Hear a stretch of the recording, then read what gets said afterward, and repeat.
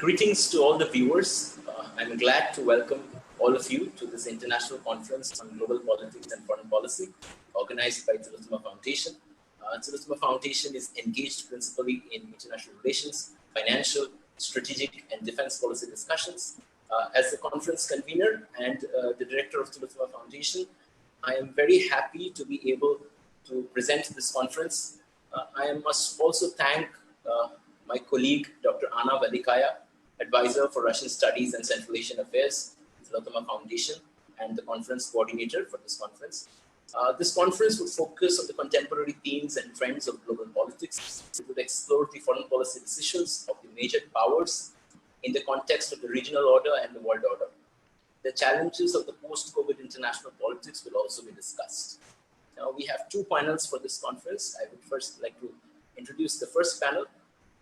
In the first panel, we will have Mr. Shaun Riordan, former diplomat of the United Kingdom, Director of Chair for Diplomacy and Cyberspace, European Institute for International Studies, Dr. Raji Rajagopalan, Distinguished Fellow and Head, Nuclear and Space Policy Initiative, ORF, and non-resident Indo-Pacific Fellow at Perth, USAsia Center.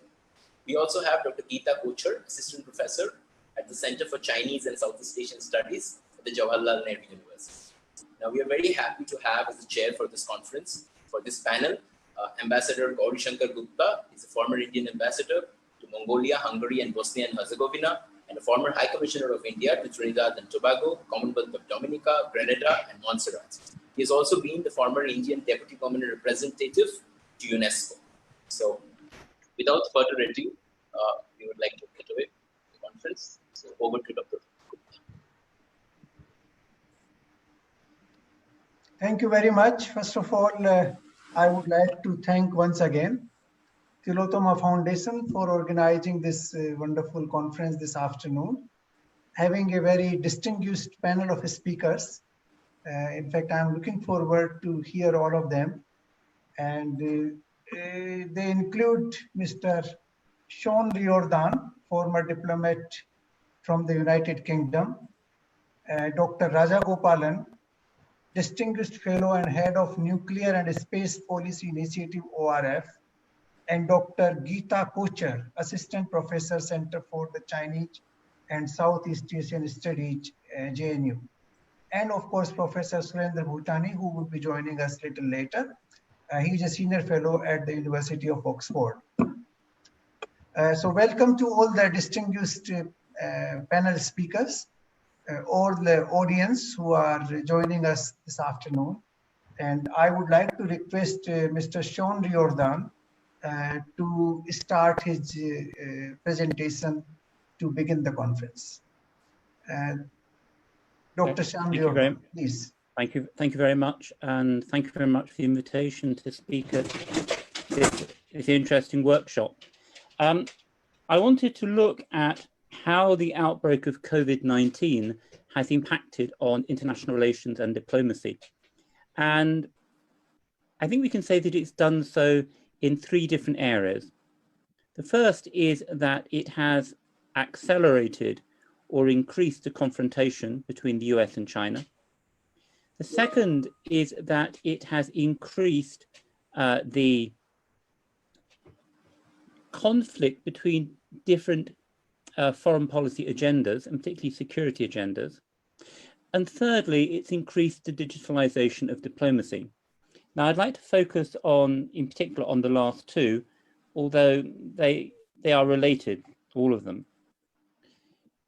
COVID-19 has, I think, in all areas, acted as a catalyst, which has exaggerated, accelerated, on occasions revealed pre-existing tendencies and trends, not just in international relations and politics, but also in economics. So, for example, we can look at the problems we're having in European economies now, and we see that actually most of those problems were already pre-existing. It's just that COVID-19 has greatly exaggerated them and made them far more severe. In the case of international security agendas, I think it's worth pointing out that we have for some time had two major international security agendas. On the one hand, what we might call global issues. These are issues like climate change, issues like migration, economic degradation, and indeed pandemic disease. These are issues which no one country can deal with, which have to be dealt with in collaboration, not just between countries, but also between state and non-state actors. And we saw this, for example, in the Paris Climate Accords, where a variety of state and non-state actors had to come together to give effect to the agreement. On the other hand, I think we still have the more traditional geopolitical agendas, which are about balance of power, they're about territory, they're about resources, to some extent proliferation of weapon systems. And one of the problems that we've had prior to the outbreak of COVID-19 is that these two agendas, or these two types of agendas, the global issues agendas on one hand and the more traditional geopolitical agendas on the other, have tended to be in conflict. The geopolitical agendas in particular undermine our ability to deal with the big global issues. The big global issues are existential for mankind as a whole, not necessarily for any given nation. The geopolitical agendas are more urgent, they need to be dealt with now. If you're a serving foreign minister, for example, you may find your period in office wrecked by something going wrong on the geopolitical agendas, but you're unlikely to be in office long enough to suffer the consequences of climate change. So we tend to prioritize these geopolitical agendas. They get in the way, they undermine our ability to deal with the more global issues, the things that threaten us as mankind. And we can see that whenever we have meetings of the G20, for example. In G20 meetings, we tend to see the big issues being dealt with in the plenary, whereas the geopolitical issues are dealt with in the margins in the bilateral meetings. And all of those of us who've worked as diplomats know it's what goes on in the bilateral meetings in the margins that really matter. The plenary is just really for journalists to report on. What's happened with COVID-19 is it's brought this conflict of agendas right out into the open. So we're now seeing that the origins of COVID-19, the phylogenesis of the virus, which is essential to understanding how the virus developed and for developing treatments, thinking about how we deal with it in the future or further pandemics, this has become, instead of a scientific issue, a geopolitical issue. The blame game, as various countries around the world try to avoid the blame for their own mishandling of the pandemic, makes it harder and harder for scientists to investigate this in a calm and neutral manner. All the more so as we see disinformation being spread, not just by the usual culprits, but we see considerable disinformation being spread also by the US government in relation to COVID-19. So I think there we've seen this conflict between agendas has been brought right out into the open, and it's seriously undermining our ability to protect ourselves, to develop proper and correct treatments for COVID-19. The digitalization of diplomacy, I think, is the other big area where we've seen a major impact of COVID-19. Up until the outbreak of COVID-19, diplomats were very reluctant to do things online. They were very reluctant to negotiate online or hold meetings online. In fact, our use of digital technologies in diplomacy was to a large extent limited to some use in consular work, some in political analysis, and primarily using social media platforms for public diplomacy. Ambassadors twittering, first secretaries on Facebook, third secretaries being allowed to use LinkedIn if they were good. COVID-19's changed all of that. It's forced diplomats online. We have had online meetings of the Security Council. We have had online meetings of the European Council. We're now looking at an online General Assembly in New York in September, except of course it won't be in New York. People will be spread around the world participating in the meeting. Diplomats still complain that they lose that face-to-face contact, which is so vital to doing diplomacy, to doing negotiations, and yet they found that they can work online. They can achieve things online. We seem to have broken a taboo about online diplomacy by force. We had no option, we had to do it. So the question becomes, Once we get COVID-19 under control, once we have either vaccines or treatments, which means we're no longer concerned about contracting it, will diplomacy go back to normal? Will we go back to offline diplomacy, or will we stay online or even take it further? I think there are very good reasons for believing that much diplomacy will remain online. It's cheaper. Foreign ministers have noticed that they don't have to send their diplomats abroad to meetings on expensive aircraft. Not only is it cheap, it's more flexible. Meetings can be arranged at very short notice, rather than having to book meeting rooms weeks, months in advance. We've found ways of getting around problems like interpretation. We will find ways of getting around the huddle in the corner problem. Does that mean that face-to-face diplomacy will end? No, I don't think it does. I think what we're going to see is a hybrid diplomacy where some stuff remains online and there is face-to-face diplomacy where we have the permanent missions abroad, our embassies abroad, take a far greater role in the face-to-face diplomacy. Foreign ministries increasingly use online. So technicians or technical experts will no longer be flown to face-to-face meetings. They will carry out their meetings online, whereas the diplomats posted abroad will be expected to achieve the personal relationships, the personal understanding, identifying motivations and intentions in foreign actors. But there remains another question. If we are going to have a hybrid diplomacy, if we are going to do more online, are we now genuinely going to develop digital technologies? We've been very uninnovative as diplomats, very uncreative in what we've done. And there are many more areas that we could start looking at, from online platforms for scenario building exercises or simulation exercises in conflict zones, to using computer games for training diplomats and for public diplomacy. If we really want to influence foreign publics, bearing in mind that the upcoming generation have been living all their lives with computer games, living all their lives in virtual reality, then surely that's where we should be influencing them. I should point out that the only game I have on my phone is chess, so I'm not exactly someone to talk about engaging with games.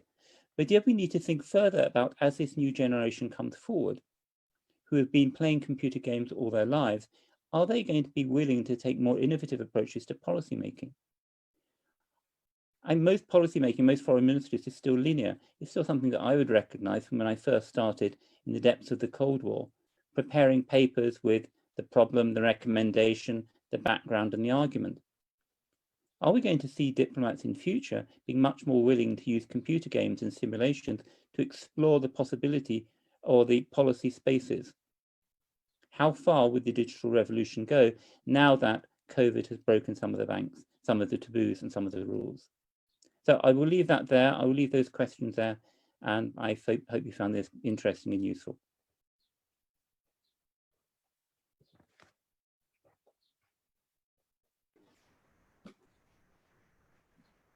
You're muted. Okay. Sorry? Thank you very much for your wonderful presentation. I fully agree with you that the COVID-19 has sharpened conflict between China and US, but also created awareness about the security issues in various parts of the world. Simultaneously, being a diplomat, I agree that we were very, very shy of using these virtual platforms in the past. And now everywhere we are using virtual platforms to have meetings, to have dialogues, to even have negotiations on various issues. So this has changed the, what you say, the world of diplomacy. So thank you very much for your presentation, and we will, we will listen more from you in response to the answers to the questions that will be raised later on. Now, I would like to request Dr. Rajagopalan, Distinguished Fellow and Head Nuclear and Space Policy Initiative, ORF, and non-resident Indo-Pacific Fellow at Perth, USAsia Center, to make his presentation. Hi, good afternoon, and thank you for this opportunity to be part of this panel discussion this afternoon. And for a change, I think it's very good to see a very gender balanced panel, because I think that's been increasingly in this virtual world that has been an occurrence. So it's really good to see that the kudos to the Tillotoma Foundation leadership, as well as to those who put together this panel to have a gender balanced one here. So the brief given to me was to look at the India-China competition, particularly as it relates to the Indo-Ocean region, and what are the kind of ramifications, implications of this, and what are the options and choices out here. So I would look at this through two things. One is, of course, PLA's, People's Liberation Army, Chinese military, their naval strength, the growing naval strength, the expansion of its submarine fleet, aircraft carriers. Also, its strengthened maritime ties with Indo-Ocean region countries, its increasing presence in the Indo-Ocean region, both Chinese research vessels as well as fishing boats, including India in India's own exclusive economic zone, such as the one that happened in September 2019, where they came into the Indian exclusive economic zone near the Andaman Nicobar Islands, which was referred to earlier by the Indian Navy Chief Admiral Karambir Singh. So that's the kind of challenges that you're beginning to see. But there have been several more instances of Chinese naval ships entering the EEZ, as well as and then the Indian Army, the Indian Navy has had to essentially chase them away. And I think the reports go on to say that from about 2015 to 2019, there have been at least about 4 to 6 Chinese research vessels at any point of time in the Indo-Ocean region, while around 600 odd Chinese fishing boats are present in the Indo-Ocean region. Fishing boats are clearly a sign of the growing footprint in the Indian Ocean region, but the research vessels that are floating around in this region raises something more concerning, because they could be there essentially to understand and survey the characteristics of the seawater for better submarine warfare capabilities. And so essentially it could be also used for the deep sea mining options and so on and so forth. So that's something that has been raising concerns on the Indian mindset for a while now. But coming to the Chinese presence in the Indo-Ocean region, I would start with the first naval base that China has started, which is in Djibouti. So this came about in 2017. Initially, China said that this was going to be a logistics support unit. But I think if you go by some of the reports that looked at the satellite imagery and so on and so forth, there is clearly a sort of an upgradation of this logistics support unit into a full-fledged naval base, which can berth Chinese warships, including the including the aircraft carrier. So that's something that is already beginning to worry. And I think its submarine fleet has again been very, very impressive. The number of submarines, maybe some of them are noisier, but the numerical superiority that China has already established gives the PLA Navy the ability to intervene militarily across the Indian Ocean.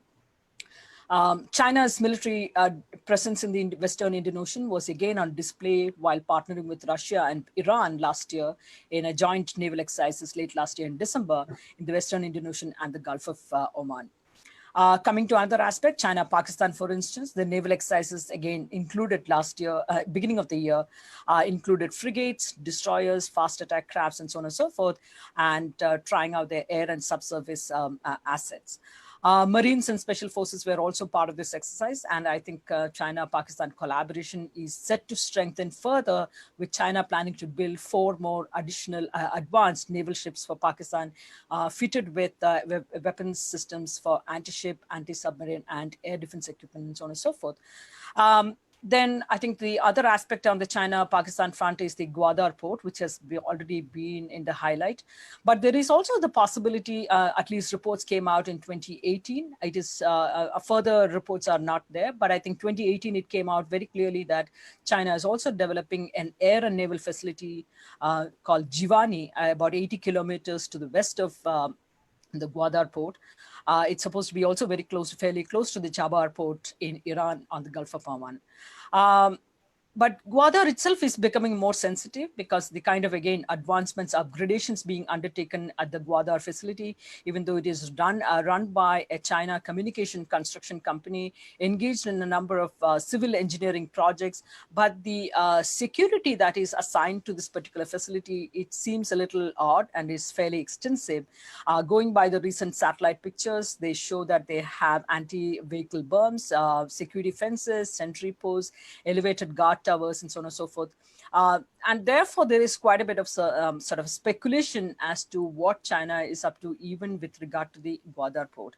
More recently, of course, China has also linked its interest in Gwadar with the China-Pakistan Economic Corridor, one of the vital corridors of Xi Jinping's Belt and Road Initiative. So all of these have been raising a lot of concerns. So while the confirmations about the Jivani base is still not very clear, but I think the strategic consequences of China's militarization of Pakistan and of the growing speed of Chinese outward expansion cannot be ignored by India. And the most important consequence is that it will add another dimension to the growing competition between India and China. And already it's fairly competitive with the kind of ongoing clash standoff at the Gulf. But I think this adds one more dimension to this competitive relationship between India and China. Then, of course, it's a well-known fact about the Sri Lanka-China cooperation, where the Hambantota port has been now put under lease for the last a few years now, under a 99-year lease with the Chinese. China appears to be, it has similar plans for Myanmar as well, setting up again construction of certain ports. Again, whether it is profitable and therefore whether Myanmar will be able to pay out this at the end of the day, I think there are questions around there. China again so all of this do show that these have been part of a concerted Chinese push to establish a long-term presence in Indian Ocean, as well as to extend its power projection capabilities. From a Chinese perspective, it does make some sense. Maybe it is possibly driven by the fact that they have enormous fear of a potential naval blockade of its sea lanes of communication. This has been at least used as the justification for a lot of these activities when they started, whether it is Gwadar and so on and so forth. But the fact is that how that plays out or not, I think that's one issue. But I think from an Indian perspective, there is an encirclement by China. The string of pearls theory is well known. Again, a lot of people dismiss it off, saying that these are Western concepts. Again, it doesn't matter whether they're Western concept. The reality is that China does have significant maritime presence in all of India's neighborhood, and that's a reality that India needs to be looked at and be concerned about and respond to, in a sense. Again, China's going by China's increasingly provocative approaches in the Indian Ocean as well as Bay of Bengal. These do heighten the concerns in New Delhi. And these also will have larger consequences for the region, India's own foreign policy, but also for the larger region, in a sense. For one, I think a more worried and concerned India is likely to get further close to the US, as well as like-minded partners in the Indo-Pacific. And that could also further worry China. But I think this is going to be having a spiraling effect in the Indo-Pacific region. Meanwhile, India should be stepping up its own capability in terms of developing capabilities, but I think that's where India has been lagging. For instance, India has severe critical gaps in its combat capability. In particular, if you were to look at the number of submarines, for instance, the number of operational submarines is somewhere around 12 or 13, of which many of them belong to the vintage category, and something they should have actually been retired several years ago. But at the same time, so we have a falling number, and the replenishment of submarines have not been at the same pace as it should have been. We are still buying some submarines from the French, but I think it's not going at the pace India would have liked to see. Similarly, when it comes to the gaps in terms of anti-submarine warfare capabilities, helicopters, minesweepers, all of that, and this is essentially a result of the shrinking naval budget, in a sense. If you look at the defense budget, the bulk of the funding goes to the Army, followed by the Air Force and the Navy. The Navy has been getting a fairly small share, and that is reflected in the kind of capability that they have been able to develop, in a sense. So what can India do in the meantime? Even as India takes time to develop its naval capabilities, naval strength, which will take at least 10 to 15 years, India has to partner with like-minded partners in the Indo-Pacific. And I think there has been a concerted push in recent years, in recent months, especially following the Galvan clash. There has been enormous anger and sort of anger at China for killing of the 20 soldiers, so Indian Army officials. But at the same time, India, and therefore there has been a greater call for India to engage with like-minded partners in the Indo-Pacific, which includes US, Japan, Australia, Singapore, Vietnam, and so on and so forth. We have a sort of a similar partner. We have a logistics service agreement, for instance, with the US. We also signed recently, again, through a virtual diplomat summit meeting between the Indian and the Prime Ministers of India and Australia. The recent summit, they also saw the signing of the logistics service agreement with Australia. But I think India needs to step up this sort of arrangement with other countries as well.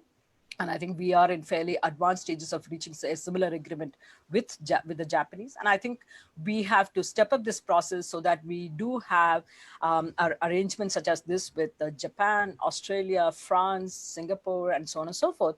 And I think that will also expand India's own reach, as well as the maritime reach and presence in the Pacific, as well as in the Indian Ocean region. Clearly, Indian Ocean is India's own backyard, but I think India has also come to recognize that India alone will not be able to manage the security and prosperity of the region.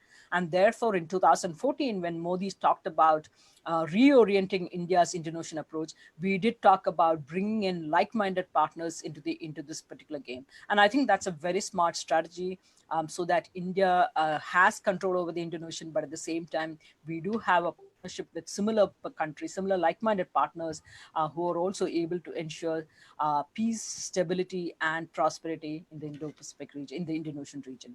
I'll stop here, and I'll be happy to hear your thoughts and any questions. Thank you. Thank you very much, Professor Rajagopalan. It was a wonderful presentation. You have given a great overview of the Chinese expansion in the Indian Ocean and the expansion of their naval fleet and various ports they are going to have control over. And Dr. It's also part of the what you call the South China Sea issues. Absolutely. So thank you very much. I'm sure you will speak more when the questions are raised on this issue. Dr. Gupta, Thank you. Yes. We have actually, we are very happy that Professor Bhutani has been able to join us. So I would like to welcome Professor Surender Bhutani on this panel. He is the president of the Indian Study Circle in Poland and a visiting ICCR visiting professor at the Polish Academy of Sciences. So over to Ambassador Gupta. So welcome to Professor Surender Bhutani, and in fact now I should invite him because he was supposed to be the first one to speak. So Professor Bhutani, who is the senior fellow at the University of Oxford and presently are visiting professor at Polish Academy of Sciences. Can I request you to kindly make your presentation?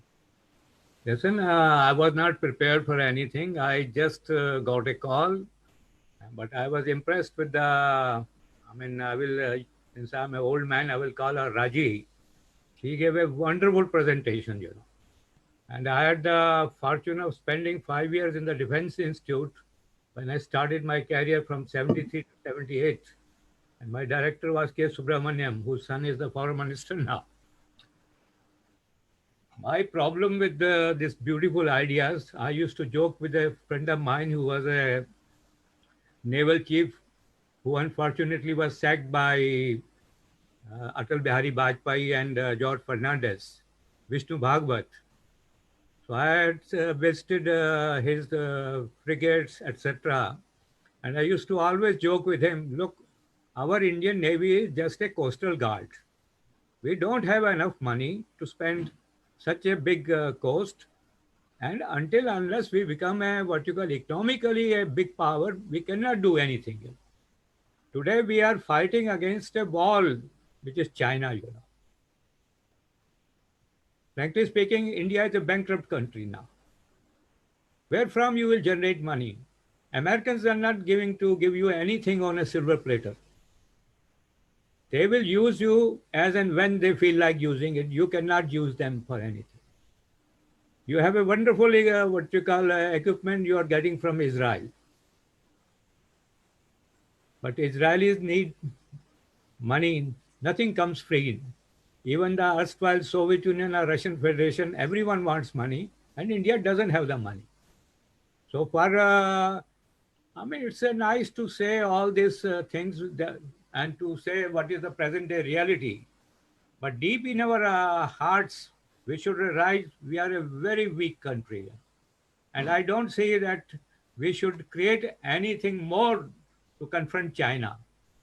Even what you call moving two divisions of army and asking our air force to get ready, these are all futile exercises. People don't have money to eat two proper meals in our country. And this is the reality is going to be the 50% of the people. And how will manage? It gives me creeps. I don't see a good future of my great country. Sorry, I will stop with a negative note. Thank you very much, Professor Bhutani, for your very pessimistic approach, though I don't agree with you. But I feel India is a great country and we will achieve great results at the end of the day. Thank you very much for your presentation. Now I invite Dr. Geeta Kochhar. Come after what? After 100 years or after 50 years? After don't worry, the time comes for everybody. We'll debate this later on during the question answer session. Okay. So let us invite Dr. Geeta Kochhar, Assistant Professor, Center for Chinese and Southeast Asian Studies at Jawaharlal Nehru University. Dr. Geeta Kochhar. Yeah, thank you very much. First of all, let me thank Tillotoma Foundation, Kolkata, for organizing the international webinar on this subject. So I'm going to actually talk on China in the changing world order, its aspirations and challenges in the post-COVID world. So Raji has actually, set the tone for what I'm going to talk about. Literally a different aspect, looking at what China thinks.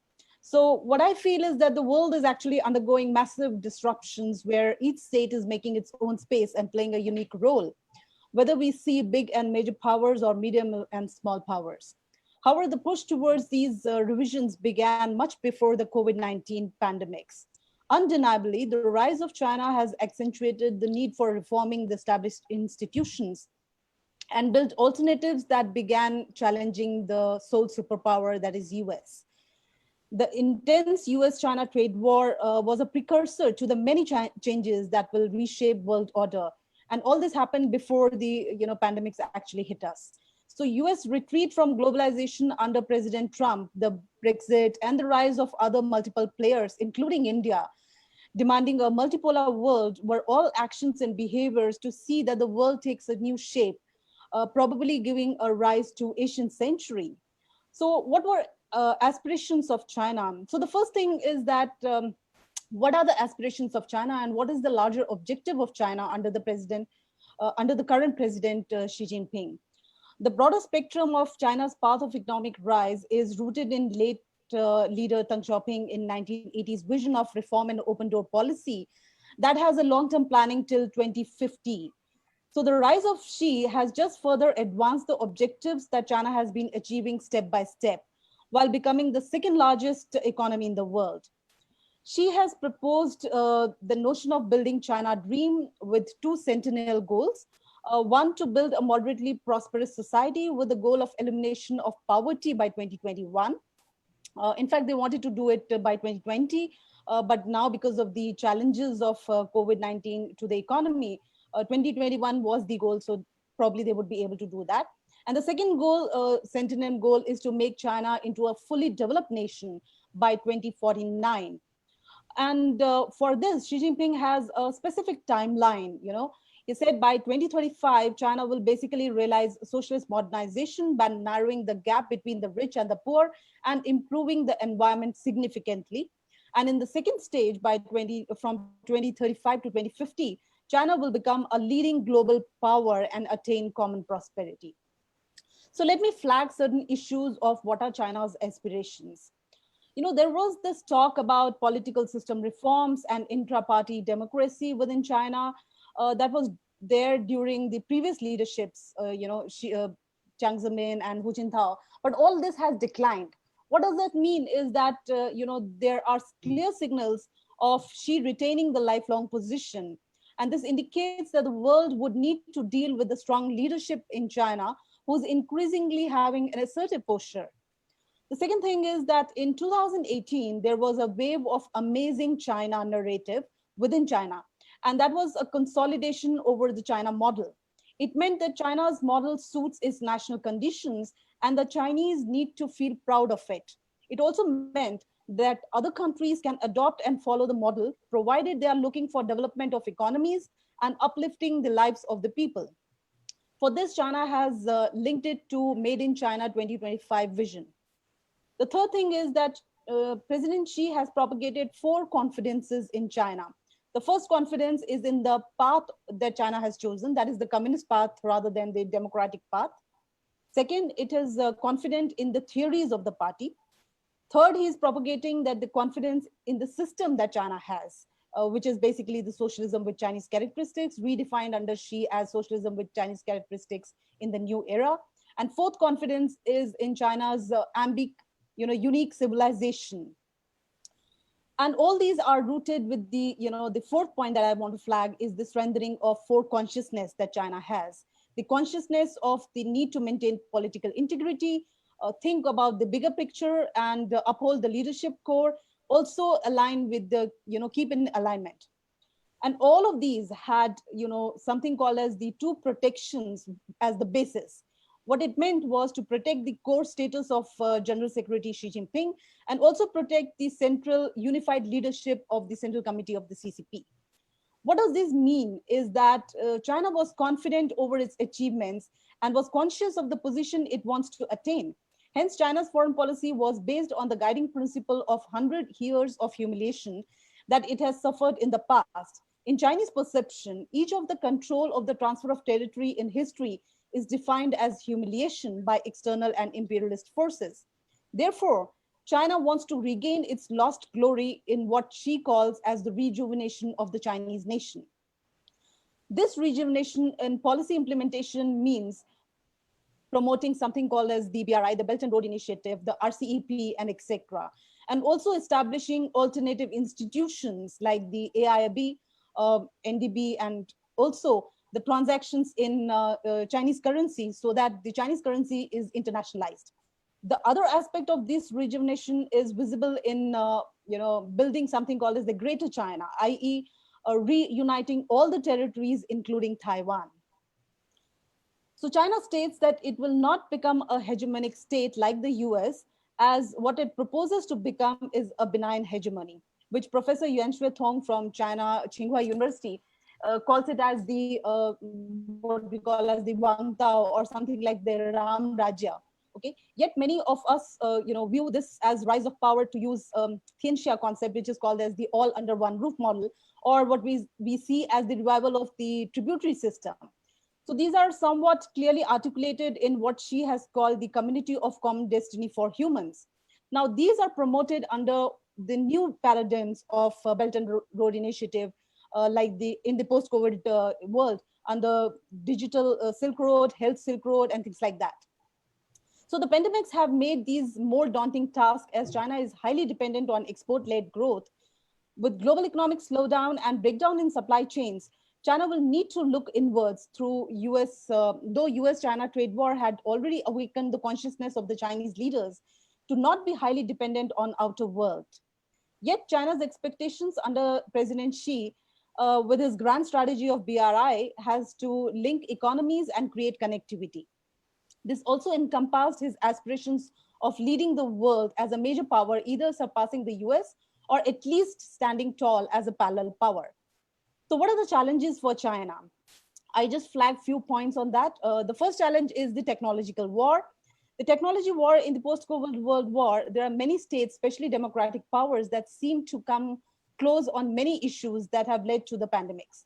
Apart from the US-China trade war and rather a serious attack of US on China, there are states that put the blame of pandemics on China and are wary of Chinese 5G technology. It seems imminent that the world is heading towards a cyber war, with India also announcing ban on Chinese apps. So data and technology, especially the artificial intelligence technology, is where the future conflict will be intensified. And China will have to deal with privacy and intellectual property rights issues more seriously. The second thing that is going to be a greater challenge for China is the leadership tussle. Even though China has regional and global ambitions, where President Xi looks towards a global leadership position, the world is not prepared to accept Chinese leadership. India especially is a strong opponent of giving that space and advantage to China. The third are the risk of interdependencies. Countries that have joined BRI projects with China's loan are demanding to write off loans in the post-COVID world, which is a huge burden for China. In many cases, Beijing will need to decide whether to provide new loans, reschedule existing loans, or foreclosure of the debts, which could controversially include taking control of infrastructure. So again, the entire issue of debt trap diplomacy will get ignited in the post-COVID world. The last point is the challenge of ideological bloc or the ideological alliances that China wants to make. President Xi is vigorously promoting his ideological banner and is coaxing various countries to join. Nepal is a good example to gauge the influence of communist ideology. Under this banner, China wants to build not just cooperative partnership with states, but also build military alliances. However, there will be major contestations among states, and especially as we see, a tussle between the Indo-Pacific thing, which China is very concerned about. I think there would be greater, changes that will happen on that. So I'll stop out here and I'll take the, question and answer sessions. Thank you very much. Thank you very much, Dr. Geeta Kochhar. It was a wonderful presentation. And I think you have made many points very clear that the China's desire to become a big power, to control the Asian region, to show its hegemony around, and even to intimidate it if necessary, smaller countries. And then, of course, through the BRI program, spreading the what we call debt trap, which I personally feel is a modern way of economic colonization of some of the countries. So now I would request the audience to raise their questions to all the four speakers who are here with us. The first question, who would like to raise? There is one here on the screen. I can read it out. This is Miss Geeta for you. Okay, Geeta. What do you mean when you say China wants to become a benign hegemony? It will not try to become an international police force and exporter of democracy or any other pretext. In that case, it is rising importance of the Chinese language in other countries warranted. Should we learn Chinese like we once, even now, are learning English? Thanks. Yeah, thank you very much for the question. Let me answer the second part of the question first. Should we learn Chinese language? Definitely, we should, because unless we learn the language, we understand the culture, we understand what the Chinese are thinking, we would not be able to deal with the China, right away. We would not be able to engage with Chinese. So that is definitely essential, and I think that is the prerequisite of engaging with China. On the second point of what I mean by benign hegemony, see, in China itself, there has been a constant discourse of what hegemony is all about, and whether China wants to become a state power like the US. So whether it wants to become a sole superpower, putting up a much more assertive, power around, throwing its weight to smaller states, and something like what US has been doing, like the imperialist powers has been doing. But the narrative has always been that China does not want to become what other powers have already done in the past. Now, actually, what happens, I really don't know, because it's all about how things will evolve. But the narrative within China is that it does not want to become the kind imperialist powers that existed in the past, because imperialist powers were humiliating China, were humiliating other countries. They were colonizing other states.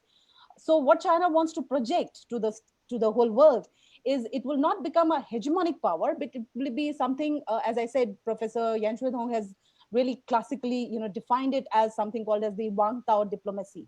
Wang Tao diplomacy or Wang Tao hegemony is something like, as I said, it's like a Ram Rajya. It's I would be the sole superpower, but I would be taking care of everyone. So it would be, creating a community of common destiny with human values, where it will, cater to the people, to the states which are poor, which are weak. It will give monetary benefits. It will, think about the development, and at the same time, it would, find ways to deal with those who are trying to put weight over them. So it would be fighting with the bigger powers like US, but at the same time, it would be trying to be nice to the smaller states. So this is what China wants to tell to the world. What actually happens is we are actually contesting this whole, narrative. We are saying that China is not doing that. It is more assertive. It is trying to challenge the other powers, and it is really creating an imbalance or asymmetry of relations. I hope I have answered that. Okay. Now there's the next question to Dr. Rajagopalan. After COVID-19 pandemic, the relationship of US and China that started during the time of Kennedy seems to be destroyed. How well do you think that India has the scope of becoming one superpower in this scope? I'm not very clear what he means, but I'm reading it out. Okay. Thank you. Thank you for that question. And I think I also want to just touch upon some of the first point also. So now the first, the question itself, I think US and China are clearly going through some heightened competition and rivalry. And I think this was to be expected in that sense. So there is, while the US continues to be the most dominant power, even as on this date, I would still say that there is a related decline, but not an absolute decline. So there is, the US still continues to be the dominant power, but there is the rise of other powers that have happened in the meantime. So there is that power fluctuations are going on, that balance of power is shifting in certain manners. And I think that's therefore this kind of a competition and rivalry are expected to be played out here. But I think what complicates the Indo-Pacific region, and especially China and China's neighborhood, is the fact that each of the major powers that you're looking at, whether it is India, the rise of India as a peer, even though we are 2 or 3 generations behind China in even calculated on every single parameter, or the rise of a new normal nation in Japan, or the rise of a re-emergence of a Russia, all of this, I look at it, but each of the major powers have very, very complicated relationship with China. The baggage of history is very, very strong. The countries having gone into war with each other, whether it is, look at the case of India and China, China, Japan, China, Russia. China and Russia at this moment, they seem to be going through a sort of a great phase of friendship and so on and so forth. But I think beneath that, there is great amount of wariness, particularly in Russia, I know for sure. But I believe that wariness exists in China as well, because when Russia talks about in its military doctrine, talks about fighting a 1 million-man army, they're not talking about China, they're not talking about India. They are looking at China. Without naming China, they do have their concerns about China. But at this moment, given the kind of geopolitics that is playing out, Russia believes that it is better suited to play along with China than otherwise. But on the question of whether India can emerge as a superpower in this under this prevailing conditions, and I think I don't think there is going to be one single power that is going to emerge, or even a bipolarity that will emerge in the very near future.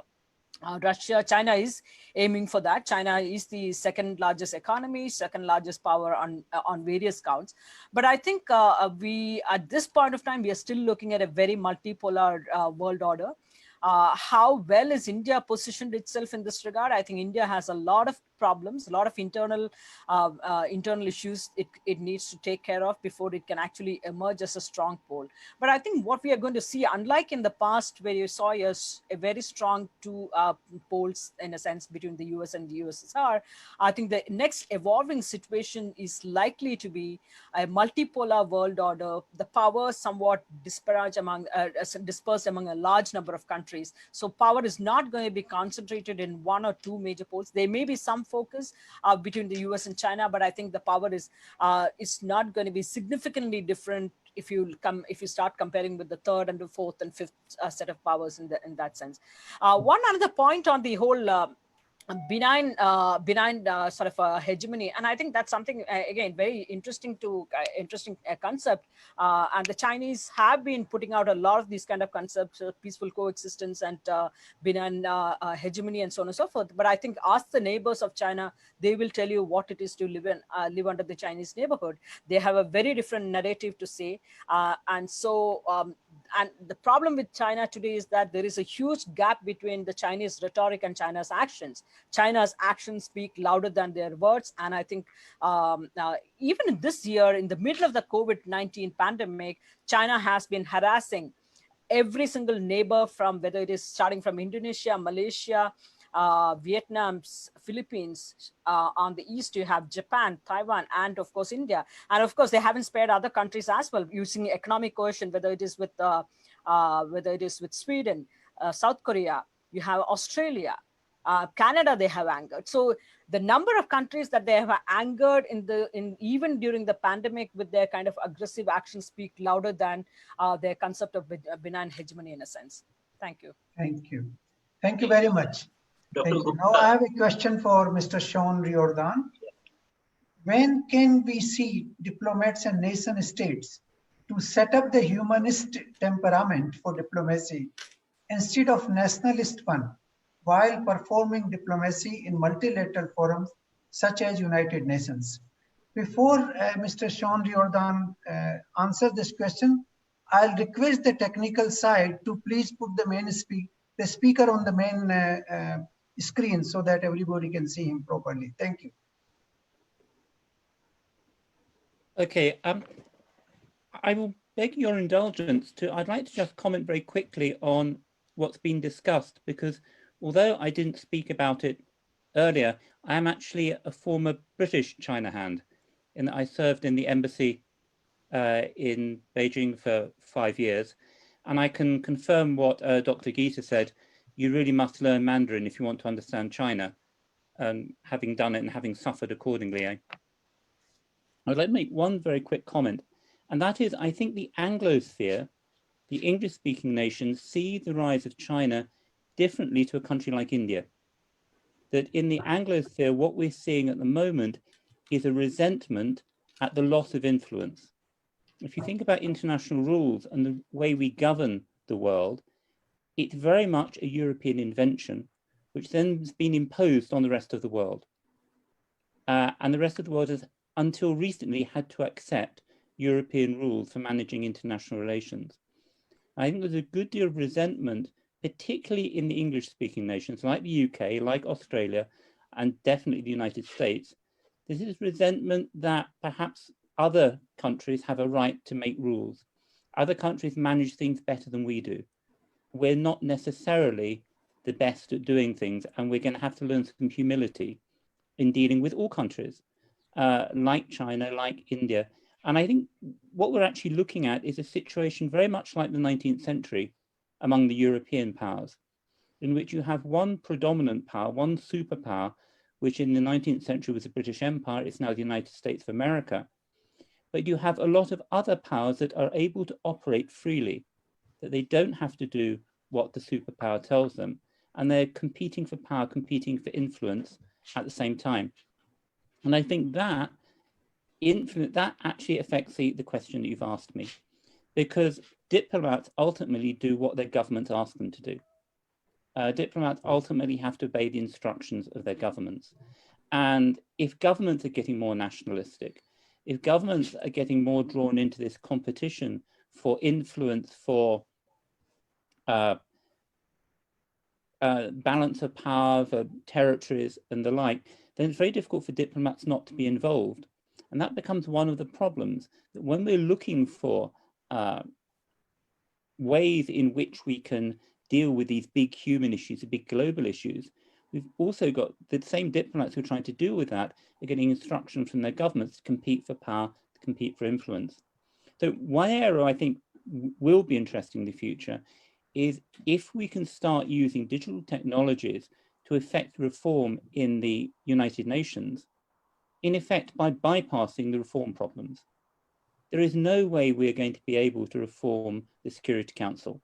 There is no way we're going to be able to change the UN Charter they're simply written in ways that you can't change them. The French are not going to give up their position on the Security Council, nor are the British, and they will veto to keep it. But if we start thinking about creating virtual structures, online platforms for dealing with these issues, we could start rendering the Security Council irrelevant. That we start creating platforms of state and non-state actors for dealing with these really big global issues, whereby we simply bypass the old state-dominated, rather sclerotic institutions and structures of the existing UN. Not sure if I've answered your question, but kind of, I think. Okay. Thank you very much, Professor Riordan. You want to add something more? Okay, thank you. Now we have another question for Professor Rajagopalan. How will Japan's recent recession affect India-Japan relations, if there will be any influence? Thank you for that question. I think it's not just Japan that is going through the economic fallout, the recession as a result of the COVID-19 pandemic. Practically the whole world is dealing with that. So you are going to deal with in India's own economic budget. The growth rate has been readjusted several times now, and I think even now we don't know the fuller impact of the COVID-19 pandemic because we are yet to peak and so on and so forth. And this is the case with a several number of different countries in the Indo-Pacific region, and of course in the case of Japan as well. Japan has the wherewithal in broader terms to sort of pursue very close relationship with India, but I think we depend on Japan on a number of critical areas. For instance, on the Sino-Indian border infrastructure, except for the state of Arunachal Pradesh, the northeastern physical border infrastructure is to be developed with the Japanese funds coming in there. Similarly, we have Andaman and Nicobar Islands, which is one of the more sensitive and sensitive areas in India's sort of military and other sectors. But again, something that we have asked Japan to work with India in a sense. So I think the Japanese economy being hit so badly from the COVID-19 will have some impact in terms of their ability to push funds for some of these projects. And I think that is going to be, important for India. And I think that's where India needs to find other Indo-Pacific powers as well to develop the economic wherewithal, capabilities to deal with some of the COVID-19 fallout. But otherwise, and I think it's in that context, you also have for instance, the call for an Indo-Pacific, a larger Indo-Pacific infrastructure fund. There has been some money that has been allocated by the US, but that is no comparison to scale or to talk about in comparative terms to that of China and so on and so forth. But at the same time, then the India and Japan also have put some money into that. But I think you need to create alternative sources of funding through either a sort of an Indo-Pacific infrastructure fund or ADB and so on and so forth. But I think there is going to be a massive economic fallout that is going to be felt across the region. So I think it's going to be a very hard time in the immediate time frame, in a sense. That's all. Thank you very much, Professor Rajagopalan. Thank you. Now I have a question for Professor Bhutani.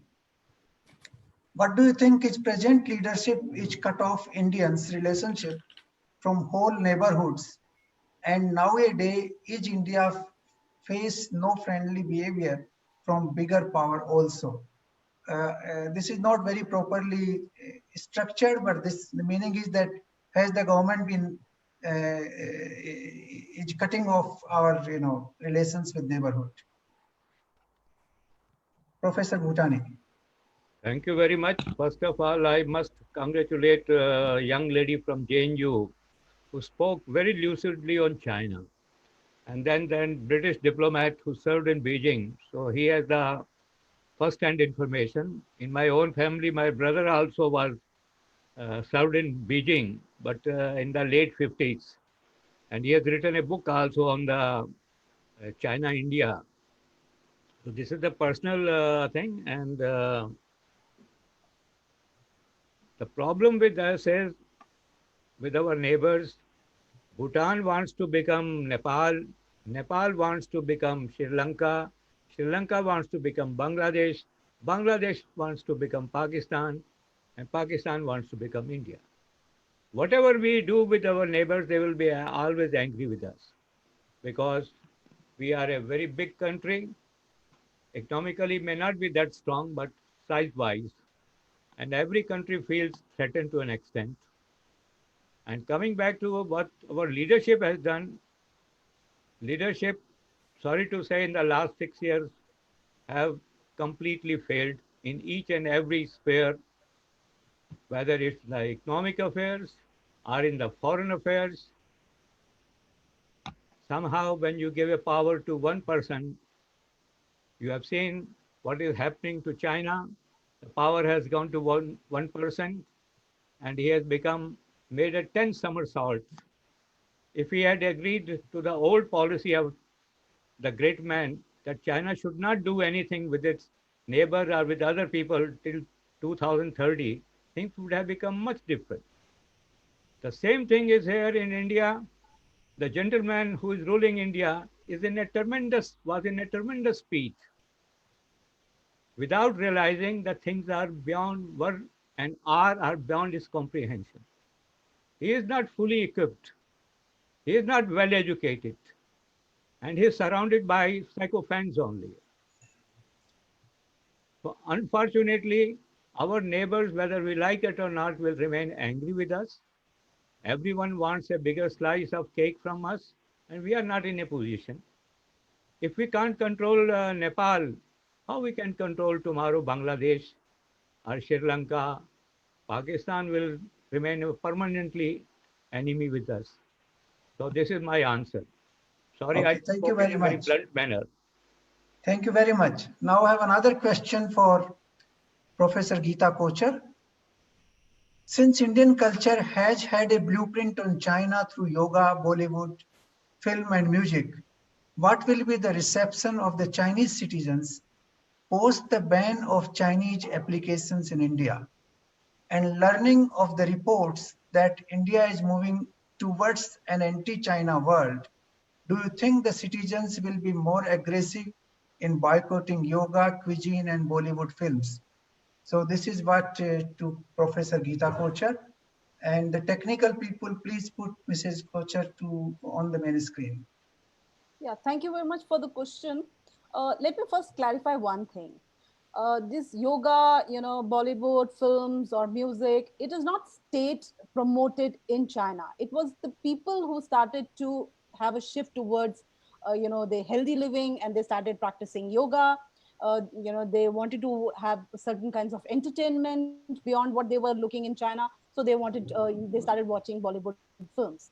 So basically, it is the liking of the masses, and gradually, India has started to promote that, and the Chinese have started to accept at the state level. So whether that will have an impact because Indians would ban the apps, I do not think so, because the policies of banning the apps is pre COVID thing. It is all related to some security aspects, and China has been doing a lot in terms of banning many of the things. Like, you cannot access Google in China, you cannot access Facebook in China, Twitter, these things you cannot. So there are many apps which are banned in China as well. So I don't think Chinese people, I mean the masses, are going to take that offensive of, oh, the Indian government is banning, so we should not be watching Bollywood movies. But there could be a repercussion or a tit for tat policy by the Chinese state.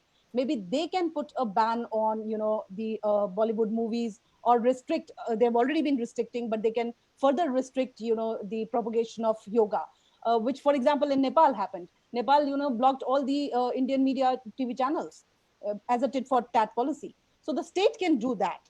But if you say, the citizens or the general masses, which is like 1.4 billion people of China, are going to be really anti these things, I do not think that would be a sudden reaction. Over the period of time, if the nationalist sentiments are invoked, which China has not done as of now in terms of the Ladakh issue, if that is invoked, probably that will influence the masses. But that again will depend upon how the Chinese state is going to promote the anti-India sentiments in terms of the nationalist sentiments, which they have not done, as I said, so rigorously in the media over Ladakh issue.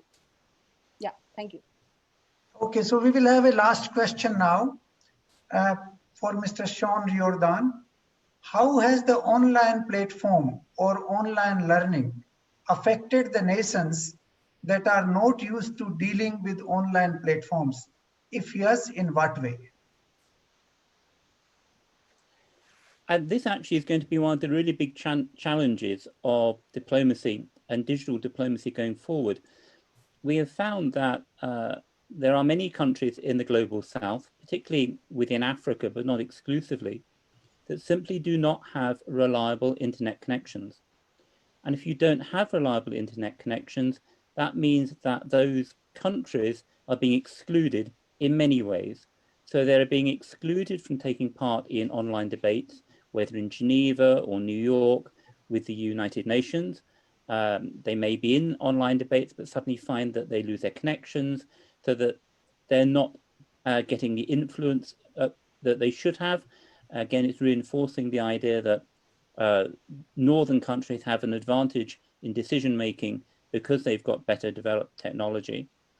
Also, excluding them from online education becomes serious. I've done a series of online workshops with the UN, where we've been working with diplomats from various countries all around the world, and you find that those who keep losing their connection obviously are not able to benefit from the workshops to the same extent. I would actually argue that one of the key roles of the UN going forward is precisely to make sure that these connections are reliable, that all countries can participate in these on these platforms, in these discussions, benefit from online education, and that actually, in terms of development programs, is one key area where a digital UN should be taking the lead.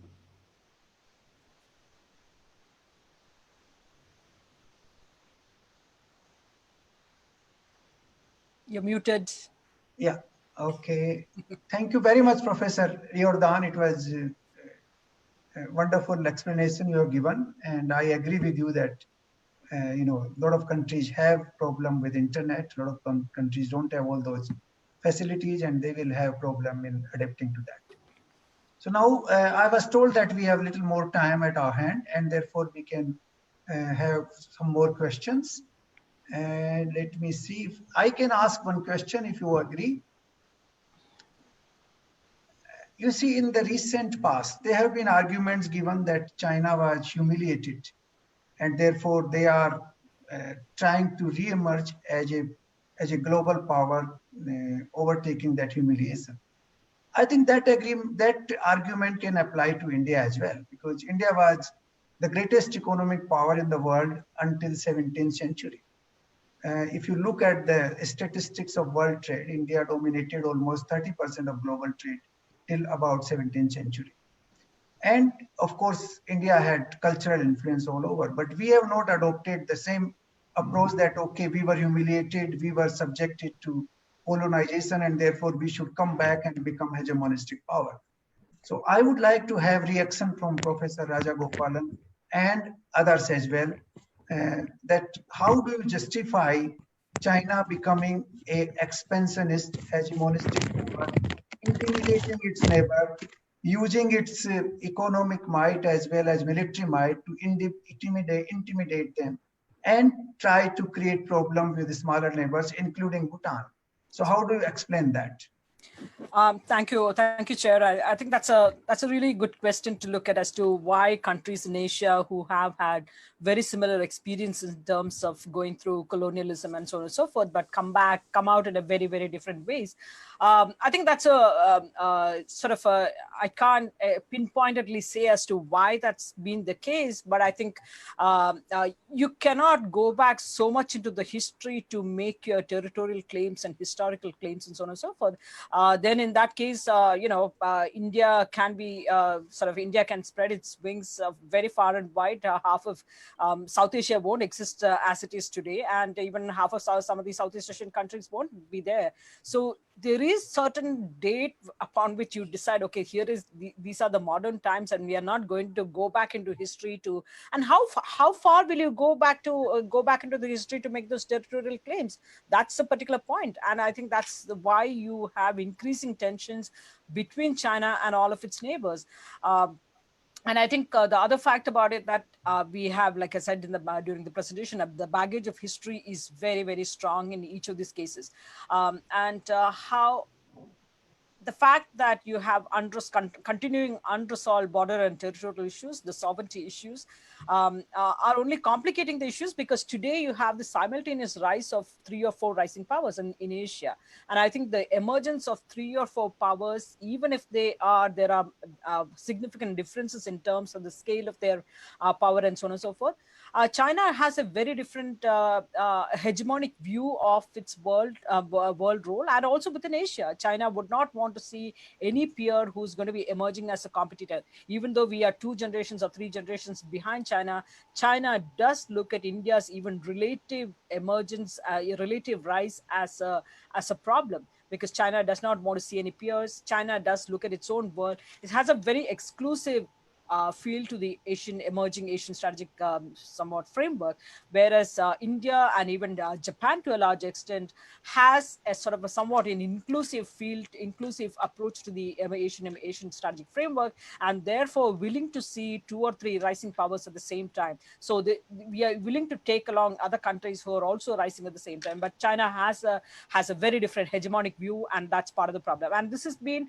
coming out in various speeches by the Chinese leaders. Chinese foreign ministers have been making these speeches for the last at least 5-6 years that I've looked at, in a sense. Second, one quick point to an earlier question that I want to talk about as to why India doesn't have any neighbors, and doesn't have any friendly neighbors, and so on and so forth. That's a legitimate question to ask. But at the same time, I think it should also be remembered that any region that has geographically a large power like the size of that of India, you are going to have that problem. The smaller neighbors are always going to feel insecure, so you will always have that problem. And even in the Southern Asian context, this problem has always been there. But because of the geopolitical shifts and the kind of competition and rivalry that are playing out in the region and beyond, China is taking advantage of that, but I think we have also been somewhat lagging. And I think that's what can India do? Because some of the states, what they have done in the recent past, whether it is Nepal and some of the other countries, they are playing their own politics. India is playing sometimes its own politics, but these countries are also driven by their own domestic political compulsions, and therefore they are playing out. So I think that's where it is important for India to kind of create structural linkages with the smaller neighbors, so that irrespective of the politics that play out from time to time, whether it is India and Sri Lanka, India and Nepal, India, Bhutan, all of this, create those structural linkages that will sustain these kind of politics-driven kind of developments, which otherwise can harm the relationship and standing of India in the neighborhood, in a sense. I'll stop here and I'll be kind of look to other responses. Thank you. Thank you very much for your wonderful explanation. I'll ask one more question before. I have 2 or 3 more questions on the line, but I'll ask one more question. China is a authoritarian state. There is no independence of media. There is no independence of judiciary. People are not allowed to express their views.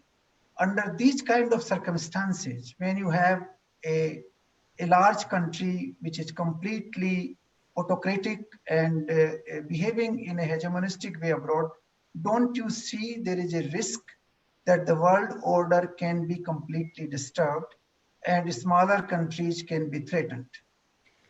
Right, absolutely. Even I'll start with for instance, China is trying to push this BRI. It's not that China has come to this recognition that all of the smaller countries need connectivity, infrastructure projects for them to develop. Even other countries, whether it is India or the US or other powers, have understood this game.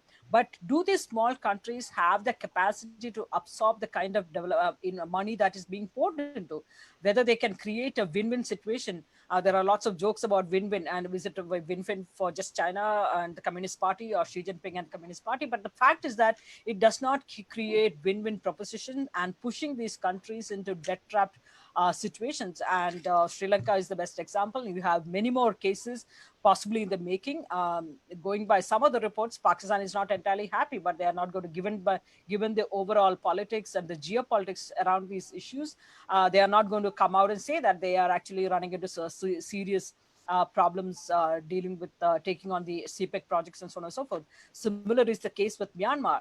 Myanmar, Xi Jinping went there last year or the beginning of this year, tried to go into that country at a time when Myanmar leadership was under extreme pressure on the Rohingya issue, thinking that will actually push the Myanmar leadership to actually make some compromises. But even there, Myanmar withstood many of the pressures and did not sign on to all the. So even in the case of Nepal last year, for instance, when Xi Jinping went, again, they tried to sort of slow down the projects and not signing on to it by saying that let's undertake more feasibility studies and so on and so forth. So their countries, smaller countries, are aware of the consequences of signing on to China's so-called win-win propositions. They are not going to be a win-win for these small countries, and therefore they are delaying they are adopting certain delaying tactics so that they are not pushed around by China and fall in the same trap as Sri Lanka has been done. But I think it's going to take a very long time before these countries recognize the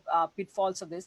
Very quickly on the Chinese model and the democracy, because especially during the COVID, I think this has been something that has come out in very sharp terms in a sense, because China has come out saying that their way of handling the COVID-19 pandemic has been far more successful with the limited number of deaths and so on and so forth. Democracies, sure, they have some problem, but I think you have very successful democracies. If you want to start with Taiwan, go to New Zealand.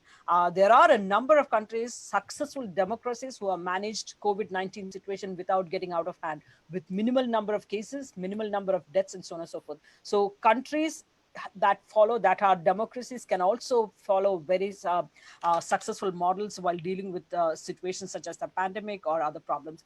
Authoritarian systems, again, while China has been a certain amount of success in handling the COVID, they also have problems because some of the junior people because they are so hierarchical in their structure, they don't want to report something terrible, something bad that is going to happen because the top boss is not going to be happy. So the hierarchical system comes with its own problems also. So China's system is not entirely foolproof and they may not show it out all the time. You may not see it being reflected in the open, but I think that's very, very clear to outsiders. Thank you very much, Professor Rajagopalan. Thank you. Anybody wants to add anything? Could I comment quickly on the humiliation issue? Certainly. As a representative of the main humiliator in Asia from the 18th through the 19th century. So I feel rather guilty being on the panel at this point. But I think there are 2 points to remember about China in particular. First of all, it picks up the point that Dr. Geeta made, that you need to know the language to understand the culture, to understand the thinking. And if you remember that China calls itself Zhongguo, the Central Kingdom, this means that if you go around saying to people, I come from the country that's in the middle, I come from the central country, that is going to have a psychological impact on the way that you see the world. You won't see the world the same as those of us who don't make that claim. I think the second point to make is about the legitimacy of the Communist Party. The Communist Party, because it's not democratically elected, has to legitimize itself all the time with the Chinese people. And right from the beginning, from 1949, the main way of legitimizing itself was that it had ended the 100 years of humiliation, that only the Communist Party had been able to do this. Now, since then, since the opening up with Deng Xiaoping, they've added the idea of economic growth, particularly following Tiananmen, they've added the idea of political and social stability as both being ways of legitimizing the party rule. But the central one, the most important one, remains that they ended China's humiliation. So in a sense, if Donald Trump goes on about MAGA, make America great again, Xi Jinping's claim is make China Zhongguo again. I think that's a bit of background to that. Oh, thank you very much. I think this is very useful comment. Now, I have 2 questions here for Dr. Geeta Kochhar. The first is how the current Sino-India relations will affect the educational diplomacy, especially students going China to study medicine. That is one. The second question also to Dr. Geeta Kochhar. how far Chabahar port is important to India to counter or aside Sino-Pak alliance for economic deal with Afghanistan or European nations, and what should be the India's approach to it? Thank you for the questions. In terms of the education thing, you know, very recently, China's education policy has been changed. And they've been talking about, you know, all those who come to China will have to be trained in Xi Jinping's ideology. You will have to be promoting the Chinese cause and things like that. And especially if you are a teacher, a foreign teacher in China, then you will have to be supporting the Chinese cause, propagating the Chinese, you know, thoughts across globe, and try to, you know, be very positive about China's actions and behaviors in the globe, in the world. So in terms of whether you know, it will directly impact those who are going to study, especially in the medical, you know, students, I think earlier also most of the students who went to China were compulsorily asked to learn the language. The, you know, the education system of teaching in English was very, very pathetic. So you really have to know the language and somehow manage to get the degrees with the limited language knowledge that you have. I think that will continue unless and until we have, you know, the relationships have gone to the level where embassies are closed, like it has happened in US and China. So that is not the case as of now. We are having. So I think if the post-COVID thing is, you know, a little normalized, which I think maybe by next year or something, then the scholarships will continue, and you would be having exchange of students. But the only thing is that the students who go there may face a little more, you know, restrictions, or little more what we say, vigilance about what they're doing. So that kind of you know, impact would definitely be there. But that is, I think that is something like a normal in China, I would say. In terms of the Chabahar thing, India should have, or India should actually now also be a little more you know, cautious about its relations with Iran. Chabahar port definitely is very, very crucial, and you know, it will definitely help us to not be you know, directly influenced by Pakistan. But the kind of development that is happening right now is not giving very good signals. So we really do not know how the Indian government is going to renegotiate with the Iranians, or whether it is going to be under the pressure of the US sanctions and not, you know, mediate with the Iranians. But I think from the Iranian side, as I understood, they were quite keen in continuing this you know, relationship, because I think Iranians trust more towards India rather than the Chinese, even if the money, you know, power is quite high from the Chinese side. So the checkbook diplomacy plays a good role with China-Iran relations, but the goodwill, you know, that India-Iran had is much better than what China-Iran has. So I think if India is a little more proactive in dealing with the Iranians, and you know, not being quite what you should say, you know, alliance with US directly. It can be close to US, but not joining the alliance bandwagon. So probably there would be a possibility that we would be able to renegotiate the things that have gone wrong. Okay. Thank you very much, Professor. Can I just make a two-finger Kochhar. comment? Yes, certainly. Okay, thank you. And I'm more or less with Geeta on the first and the second point. But I think on the second point, I had a slight divergent view in a sense. I think with Iran, I think most of the time, very often, I think we get stuck on historical relations and civilizational ties and kind of thing. I think we need to get past that and look at the ties from a very pragmatic and national security perspective. And I think that's where, for instance, the fact that last year you had China, Russia and Iran coming together, doing a military exercise, naval exercise in the Western Indian Ocean region, it's not particularly reassuring to me about all three players. It doesn't give me a lot of confidence as to what is driving these three countries to come together and so on and so forth. Similarly, I think the kind of actions that we have seen from Iran on Jammu and Kashmir in the past, again, are not particularly I don't have to bend backwards to accommodate what Iran is all about.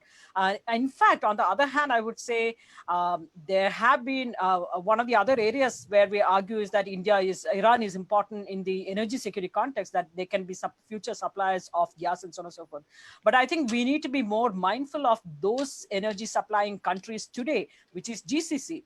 Saudi Arabia, for instance, in the past, when India voted against Iran at the IAEA, Saudi Arabian ambassador actually came up to India and said, thank you, India, for standing with us. So we need to be more mindful of those countries who are actually supporting us in terms of meeting our energy security requirements and other requirements.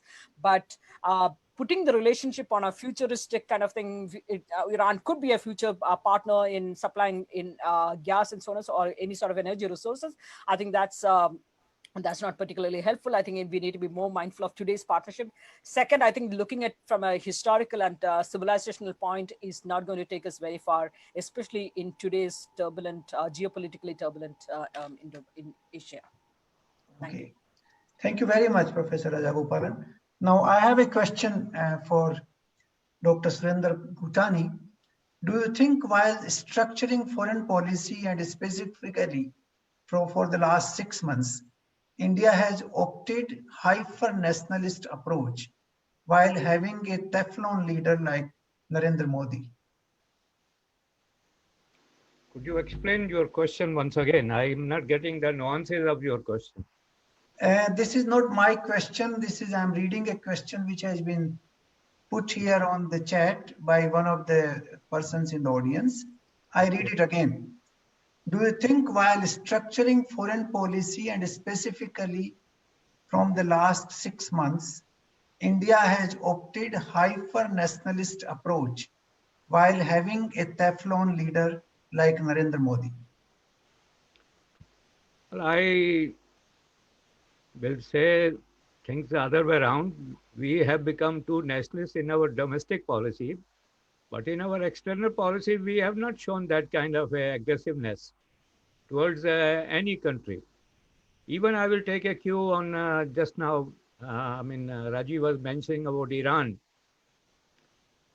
Unfortunately, we don't have the money to support Iran. And we have no other option than to back out from this project. And now Americans are putting so much pressure on us that we cannot do anything with Iran. And whereas Chinese have agreed with the Iranians, and Iranians are supplying them oil in 20% discount, which they have not done to us earlier even, With us, they had some kind of a border agreement. And Arabs have somehow shown more affection for us, particularly Saudi Arabia and UAE, these two countries. And we had a very normal relations with Oman and Kuwait. I've been dealing with the Middle East for the past 50 years. I have found these countries have made a 180 degrees turn, particularly UAE and Saudi Arabia. So I don't see any kind of a nationalism as we are showing even towards Bangladesh. We are very polite to Bangladesh. We have sent a very nice lady as an ambassador there. Unfortunately, she will come back in October because she wants to be a secretary in the Foreign Office. So this is my reply. Okay. I may not satisfy that person, No, thank you very much. I think you have answered it very well. So let me now make a few concluding remarks because I don't have any more questions on the chat box. I would like to make a few remarks to conclude this session. First of all, I would like to thank all the distinguished speakers for their very, wonderful Dr. presentation. Gupta, yes. Excuse me. Before you make the concluding remarks, I would just like to ask quick questions to Mr. Riordan and Professor Bhutani. So Go ahead. Yeah. So basically, we know that Europe has been very deeply hit by the COVID-19 pandemic. So I was wondering if you could elucidate a bit on what would be the regional order because this conference's focus has also been on regional orders. So in the Europe, particularly on the post-COVID situation, now we have seen previously Brexit and these, sort of breaking away from European integrity. tendencies. So do you think what sort of regional order in Europe will emerge after the post-COVID situation, since many of the major European countries have been badly affected by the COVID situation? And this question is to both Mr. Riordan and Professor Bhutani. Can I take the question now? Sure, sure.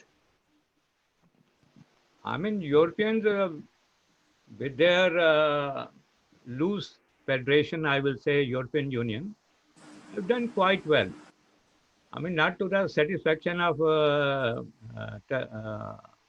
Italy and Spain, but these four countries, Sweden, Holland, Austria, and Denmark, they tried to put many spokes in the wheel, but somehow Angela Merkel has shown her caliber with the support of Macron. And they have agreed to a workable solution. But the question is where from they will generate money. Every country, whether it's India or United States or Britain or European Union, they have to print notes and notes on. So it is a short-term success, but in the long term, European Union will face a lot of problems, probably more problems than the United States, because there are 27 horses. Sometimes they go in the 27 directions. And Angela Merkel will not be there permanently. She's retiring next year. And then there will be a weak German leader, or it can be a more obstinate rightist government in Germany. So things are in a fluid stage. Anything more about European Union? The one thing more, the European Union has agreed that they will not allow China to buy any kind of a plant or any kind of a big industry. Thank you so much, Mr. Riordan. Yeah, I'm a bit more skeptical about the European Union and the recent agreement. I mean, I live in Spain, and the Spanish are not happy about the recovery fund. They're looking at the details of it. They realize that actually there's not very much money in it. 750 billion euros sounds a lot, but that won't actually meet the damage being done even in one country like Spain. So that agreement is less than it looks. In addition, we've seen a sudden increase or a renewed increase in COVID-19 cases in Europe, and immediately Europe's gone back to national decisions. So we've seen a series of decisions being made by European governments without consulting, without talking to each other, suddenly putting restrictions on their nationals, on movement and so on. So Europe has not functioned well compared in dealing with the crisis. It's very much been individual national governments. And I think going forward, one of the major problems you're seeing is that Europe simply cannot come up with a common foreign policy. The European Union is incapable of a common foreign policy. We're seeing that on China. It's not that the European Union has said China cannot buy big European companies. It's simply that it's got to be approved by governments. And there are governments that are quite willing to be bought. There are governments, particularly in Eastern Europe or in the Balkans, who are very happy to have Chinese investment because they haven't got any other investment. That are very conscious that when they appealed, Italy, for example, appealed for help at the beginning of the COVID crisis. It received help from Russia and China. It didn't receive it from the rest of the European Union. So what I do agree with Dr. Bhutani is that on the medium term, on the longer term, the European Union is in enormous trouble. It's going to have enormous problems in keeping it together. It's not going to be able to express a coherent foreign policy, and as such, is not going to be an actor in global issues. Germany will be an actor, France will be an actor, the rest of the European Union will be pretty much irrelevant. Thank you so much. Thank you very much. Thank you. Any more questions from anybody else? Yes, yes. So I had another question that we discussed a lot about, the security threats, etc., with relation to China, etc. If we can a bit discuss on the international sort of institutions like the World Health Organization and other organizations, what is the impact of that when it comes to the crisis with China? If the situation escalates because China has been instigating its neighbors, how far a role can a regional organization or an international organization play? And in that, any of the speakers can come in. Can I just? Yeah, sure. Thank you. That's a really good question, especially in the backdrop of the COVID-19 pandemic that we have been battling. In a sense, I think the COVID-19 pandemic exposed certain deficiencies of some of the multilateral institutions, in particular the World Health Organization. And also that brings to the fore the point about the need for review and reform of multilateral organizations such as the WHO, because if they have to be able to function in an independent, professional manner and not hijacked by one nation, as seen in the initial days, initial months of the COVID-19 pandemic, I think that's a huge lesson learned from for everybody. And I think that calls for a fresh look at, and I think here, I think India is in a position to do something about it now that we have been elected into the governing body of the WHO. But I think that also calls for a lot of the like-minded nations to come together to take on seriously the issue of reform of the multilateral organization. Particularly, the COVID-19 has highlighted places like the institutions like the WHO, but I think there are other institutions also that need to be relooked in terms of their role and how effectively they can function, because whether it is the UNSC, whether it is the WTO, and so on and so forth, and also in terms of some of the arms control institutions such as the UN office in Geneva, the Conference on Disarmament, and so on and so forth, they have been in a sort of a stalemate for the longest time now, more than 2 decades. So I think that it's time for each of us to now, each of the major powers, to actually look at how innovatively you can sort of review, reform, and look at the functioning of some of these places, and what kind of methods you would approach, you would adopt in terms of so as to make these institutions more effective and their ability to function in a professional fashion. Thank you very much, Professor Rajagopalan. But before we continue further, I would like to thank Dr. Shaun Riordan, because he needs to go.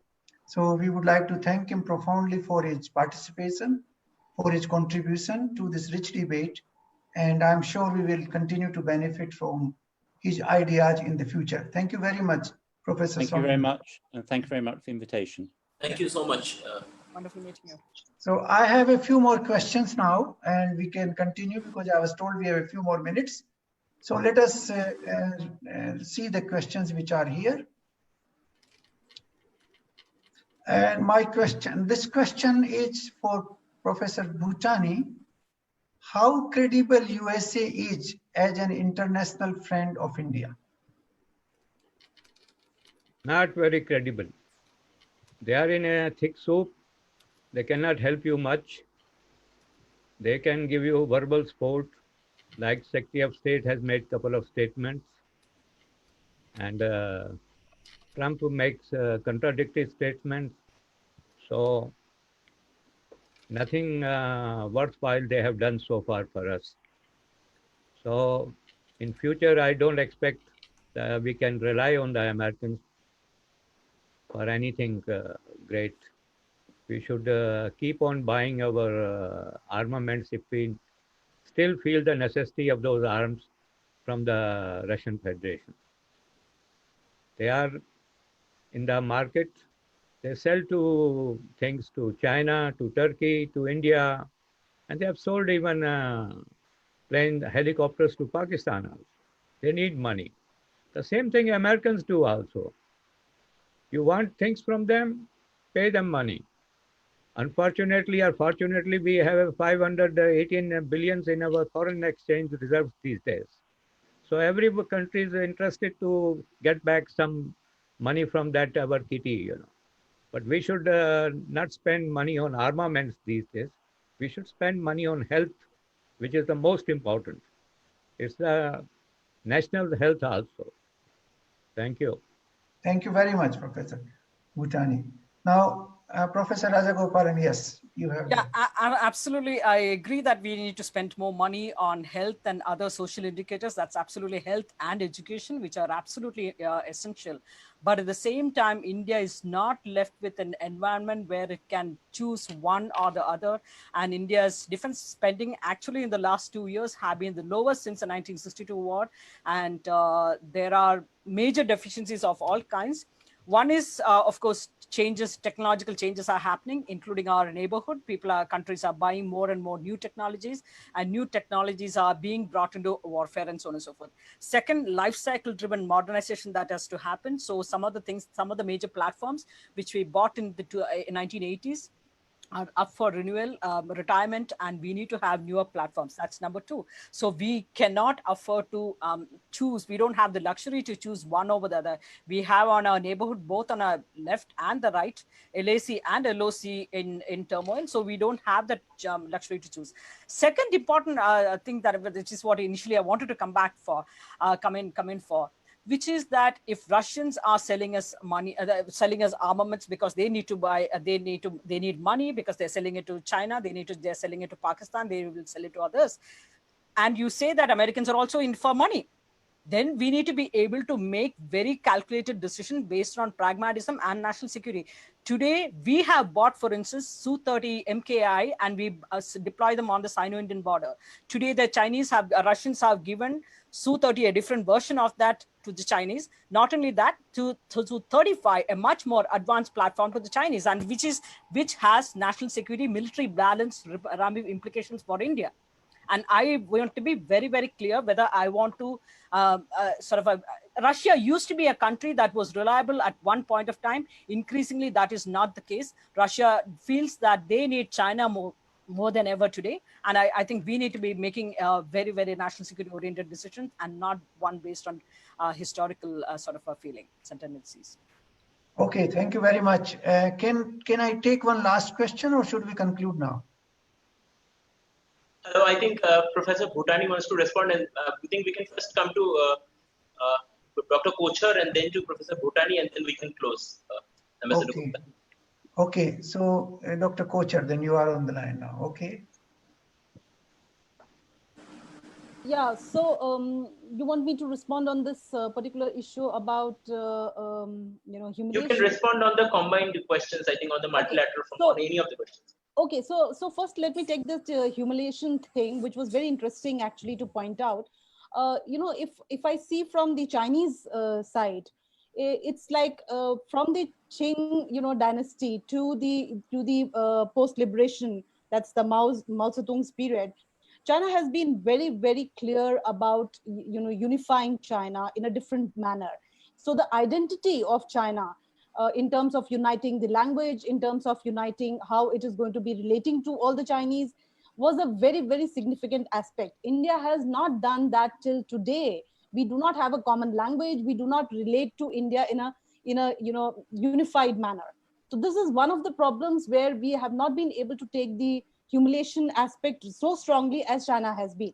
And if I see the current regime in China, that is President Xi Jinping, he's again called back on the China dream, which actually involves unifying all the territories that China can claim in terms of Chinese-ness.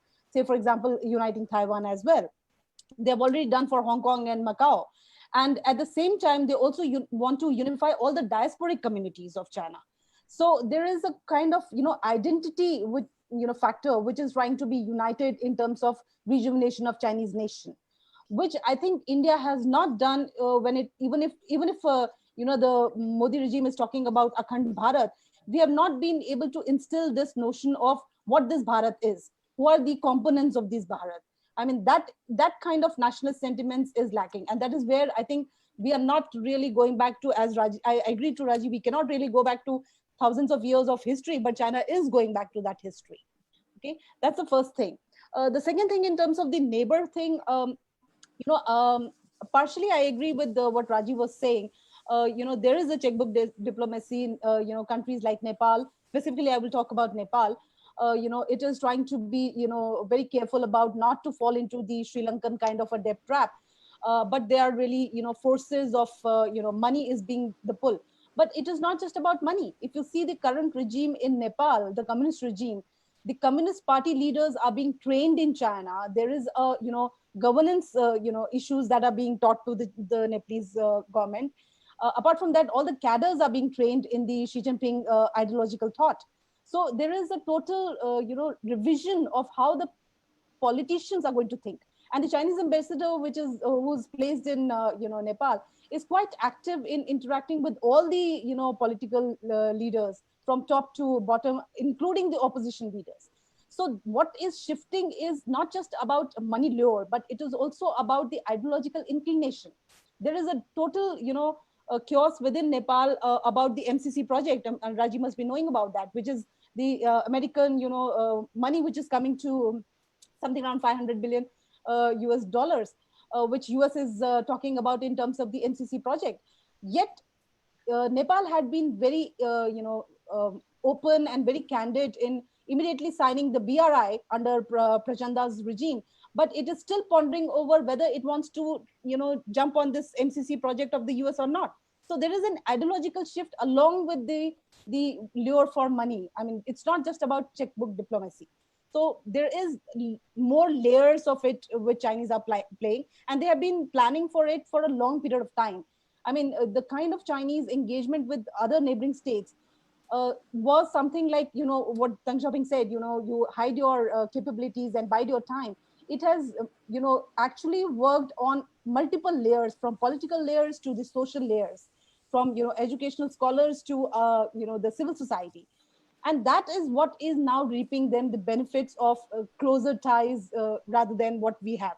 Because if I see the kind of sentiments the Nepalese have towards India, is all the time, one of the things about anti-India narrative in Nepal is that the bureaucracy is quite assertive, quite, quite rude. They're trying to, dictate terms. So the dominance which the bureaucracy played in Nepal is one of the reasons why we are not able to get back the kind of money that we have spent on Nepal. The goodwill is lacking because of that. That's all I would want to say. Thank you very much. Thank you very much. Thank you. Now, few last words to Professor Bhutani, and then we will wind up. I'm just going to react which Raji Rajagopalan has mentioned. Okay, you have to update your technology. No one is stopping you. But sometimes there is a concept of comparison also. She mentioned about that Chinese have a what you call Sukhoi 35 and we have a Sukhoi 30. But the Russians never stopped you from buying a Sukhoi 35. You opted for Rafale. You went for the 36 aircraft rather than having 150 aircraft from the Russian Federation. Choice is entirely yours. Okay. That's all I have to say. Thank you very much. I think we will, this is a very fascinating debate. We can continue. So I would like to conclude with a few, concluding remarks. The first one is that obviously the COVID-19 has brought about a new conflict in the world. Firstly, about the responsibility of a nation towards the rest of the world. And the world is justified in demanding how this originated and why the people are not allowed to go into the regions for its, spreading in the world. That is a justified demand, I feel, and WHO has not really pursued it properly. Secondly, there's a rift now, growing rift between the relations in US and China, which was already there on trade issues, but it has now expanded. It has expanded to technology issues, to, of course, COVID-19 issues, to overall Chinese diplomacy towards expansionism. So there's a tension in South China Sea, there is a tension in our neighborhood, there's tension with Taiwan, there's tension with Japan, and there could be tension even with Australia. And there are many other areas, including Canada, where there's tension. So we have to watch this very carefully. I think the Chinese have become more aggressive than anybody thought it would be. And that aggression has to be contained through a global effort. The third thing I would like to mention that when I was ambassador to Mongolia, I watched China very carefully. And that was between 2003 and 2006, about 4 years period. And I realized that it is easy to pursue things under an authoritarian regime, but it is not necessarily to the satisfaction of the people. People are actually suppressed and humiliated and thrown out, and new things come up. So it is not necessarily that the Chinese public is supporting the current authoritarian system.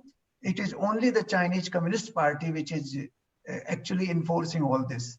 The people's voice will come out only when there is some sort of independence or some sort of what you call freedom of expression, freedom of judiciary, freedom of press.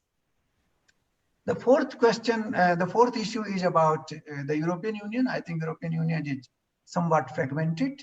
They have not been able to cope with either the foreign policy or the economic issues collectively, and they need to put their house in order. Though they have been able to manage, but I think frictions are there, and sometimes they keep going up. I have seen how the East European countries are behaving.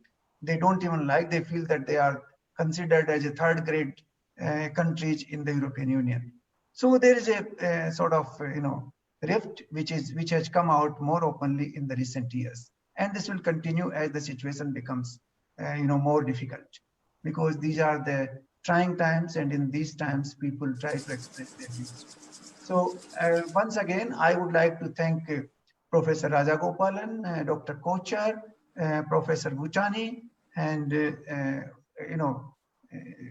Professor Riordan, who has just left, for their wonderful contribution, for their scholarly presentations and views on various issues. And I look forward to interact with all of you again. And thank you very much to Tillotoma Foundation for organizing this wonderful conference. It has been great education. It has been very educative for all of us, and I'm sure the participants must have enjoyed their participation in this conference. So thank you very much, and wish you a wonderful afternoon.